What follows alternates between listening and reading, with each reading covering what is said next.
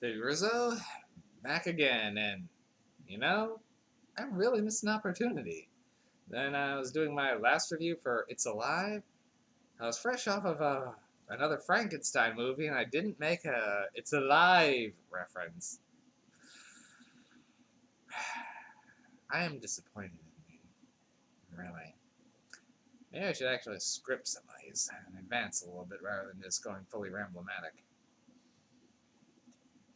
Maybe. Uh, we'll see. Anyway, shifting gears a bit, still staying in the 70s, I guess. In fact, another 70s PG movie that's still very 70s PG. This one actually, I'm surprised, was. And that's Phantom of the Paradise. And this is actually a pretty interesting film.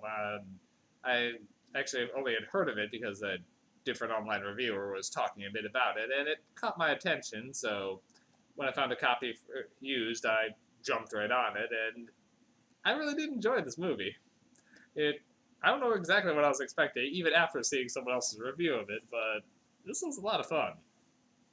So, with a title like Phantom of the Paradise, you obviously are expecting it to be sort of Phantom of the Opera style, and largely it is.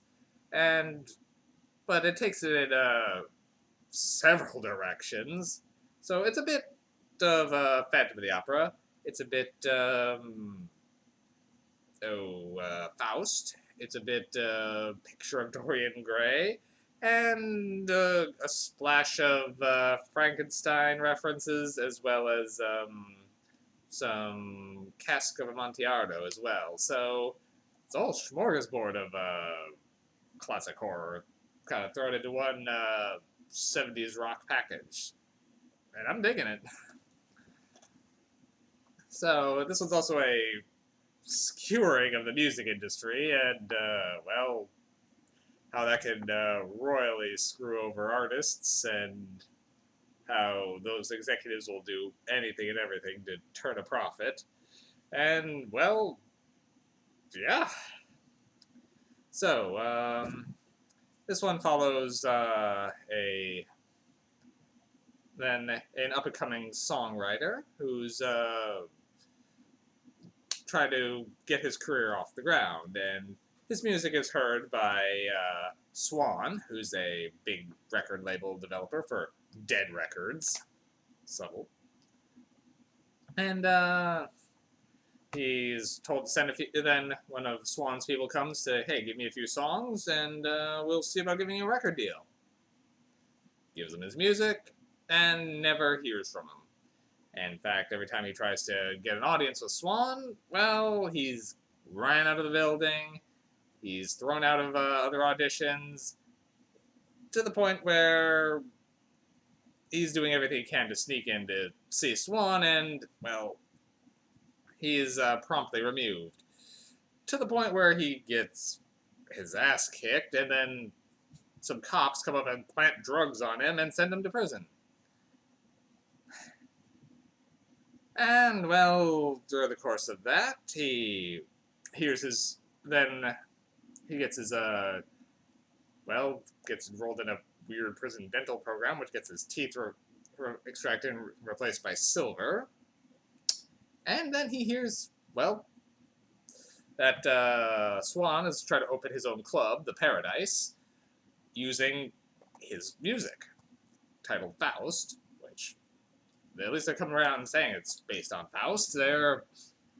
His whole musical score is. And, well, so he breaks out of prison, cartoonishly, and I will say this is a very funny movie. It doesn't take itself too seriously. It's kind of in the... It's not quite Rocky Horror, but it's definitely an imaginative horror comedy fantasy, and it has fun with itself. So he kind of breaks out of there, goes crazy, tries to blow up, well, the record label, getting his face horribly scarred in the process, and thrown out into the river, believed to be dead. Until he comes back as the Phantom, having lost the ability to speak, having lost his face as well and his teeth. He's lost it all. However, he now has Swan's attention, and Swan gives him a contract signed in blood to finish writing Faust. And well, and his only goal is now to have this one up and coming singer. Her name is Phoenix, to sing his work for him since he can no longer sing. And well, Swan's doing everything he can to screw both him and her over, and well, as the Phantom slowly realizes that, he begins to take revenge. It's an outrageous movie, and it's fun. It is a musical, but not in the stop everything for have all the characters sing at the camera. It's more of a, since it's about music, they will linger on the performances and some of the lyrics that are being written are quite apt for what's going on with some of the soul contracts that are being signed. So it makes for a very interesting film. And the music is catchy. I will say I wish they'd focus a little more on it sometimes. So I enjoy a musical every once in a while. I wish they would have paid a bit more attention to the music, but they do a good job of keeping the atmosphere going, and they don't, considering the movie is only an hour and a half, they don't linger over long on it. Most musicals are a bit longer because they have time for more songs, but this one doesn't linger too long on it.